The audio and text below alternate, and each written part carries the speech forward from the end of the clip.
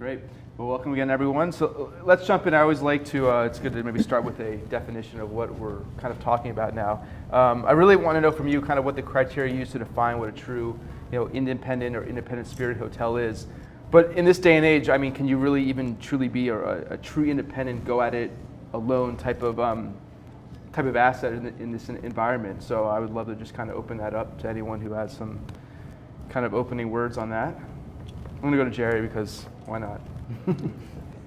Well, an independent is without any type of flag support.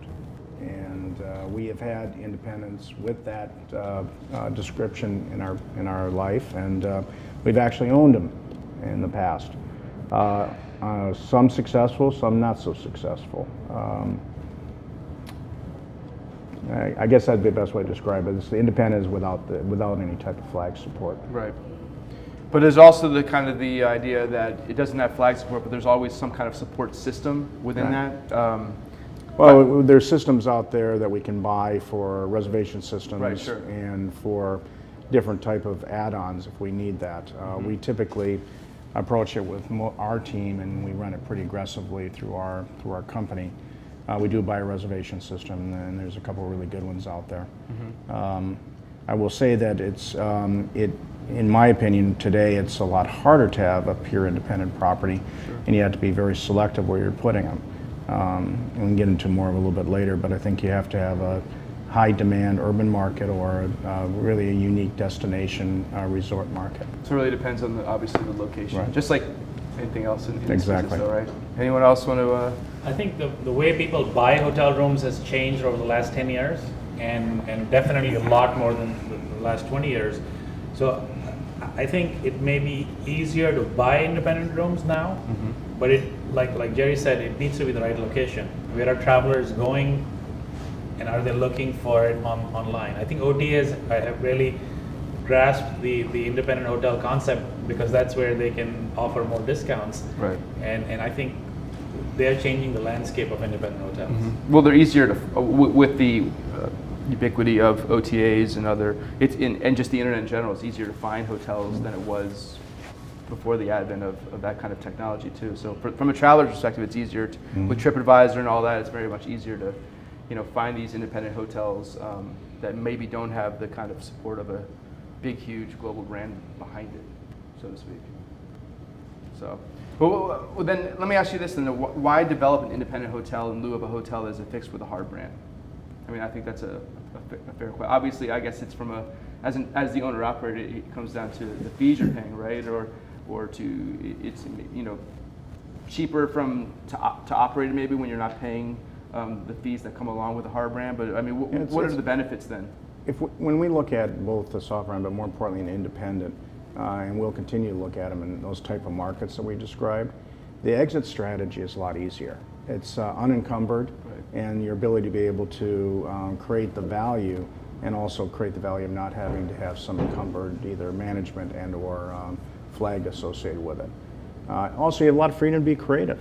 You get to deliver a customer localized experience that sometimes you can't always do with a flag property. Right. Yeah, I'll build on that. I think the actual decision to build an independent hotel over a branded hotel, at least from the developers that come to us and explore Ascend Collection, is they'll analyze their market and they'll look at what brands are available in the market and what their best opportunity for success is. And sometimes that isn't just piling on and being another brand in that competitive set. It's differentiating yourself, being unique, taking something that is special or unique about the locality or maybe the history of the piece of real estate that they're buying, and weaving that into their own story of the hotel and making it their own brand there locally. Yeah. With so many brands out there, I think sometimes it's even harder to find a brand.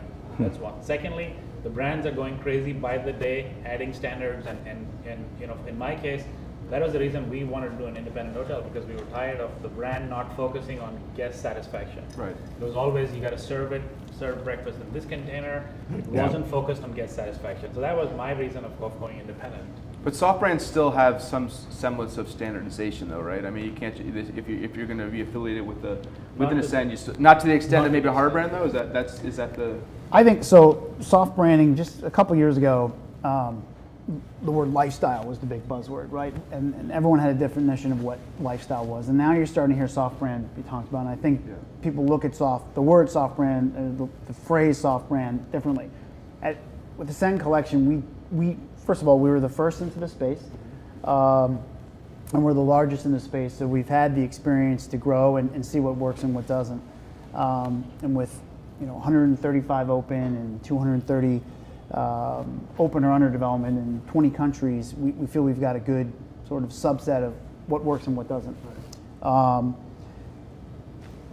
think there are brands that are coming in and saying, hey, we've got a soft brand option, but when you look at what they end up asking for as far as a PIP and some of the brand hallmarks that they're forcing these developers to build in, to me that's not a soft brand. That's another brand that they're calling a soft brand. Right. We like to say at Ascend that we're going to evaluate each opportunity carefully, make sure that the brand, the hotel has a story to tell locally, and then it's accretive as far as the finishes, and that it'll be a pleasant stay for our guests. But once we are comfortable with that, we're taking these hotels more or less, as is, maybe some minor PIP items to create a little more of an upscale feel or finish to the guests. But we require a small plaque that goes somewhere in the lobby that says a proud member of Ascend Collection. And a lot of times that's the extent of the PIP because the properties that are coming to us are just fantastic as they are. I was going to say, what is the criteria then to join Ascend? Meaning, you don't have to just take any hotel there is. Sure. But there's got to be, what's the kind of criteria you look for? Well, we're an upscale brand, and there's three categories. We have unique, boutique, and historic. So we like to try to put the opportunities that come to us or that we find in one of those three categories, and most of the hotels out there fit in one of those three. Sometimes some of them are a little outside the box of those three categories. So that's criteria number one. Number two is it needs to be upscale. The hotel needs to be getting $100 to $120 minimum at rate today with our ability and getting on our systems and having access to our loyalty program with 31 million choice privilege members and us analyzing that, seeing that there could be significant lift on our system to grow that rate even higher. My last question for you directly is, I'd like to know, what do you think Choice saw, because they were one of the first in the market with a soft brand. What did you see back then? And obviously, and you guys can pick up on this, I mean, now all of them have Marriott, Hilton, they all coming in with their own soft brands now. Not just one soft brand, they're even tiering them now. So what did you guys see back then, the potential, and then obviously it's snowballed now, it's become such a, like you said, so ubiquitous throughout the marketplace. I think the reason it's working so well with us at Choice Ascend is that it came about so organically. So there was, when we were out selling Clarion, one of our mid-scale brands, there was hotels that didn't fit what the mid-scale full-service box of Clarion should have been, but we still wanted them to be part of our system. We thought it would be a good ad, but we didn't want to confuse the guests, so we created what we called Clarion Collection, and this was 15 years ago.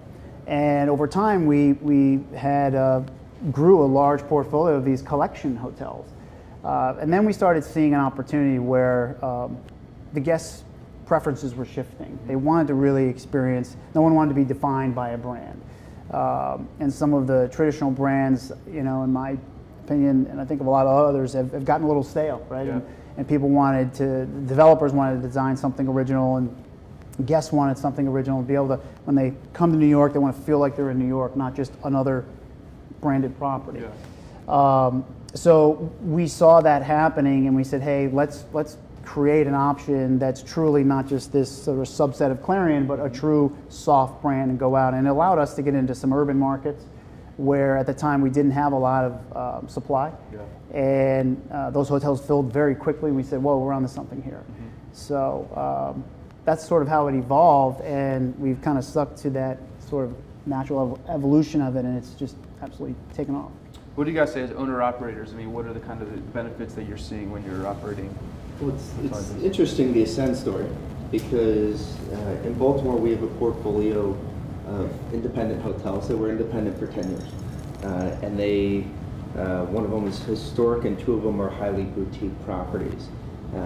10 years we did a great job of operating these hotels. These are pure independents. They were pure independents, right?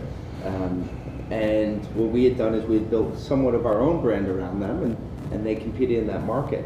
But what we found starting about 4 or 5 years ago was the market was taking a lot of supply. And all of a sudden there was every Marriott hotel you could think of and every Hilton hotel you could think of.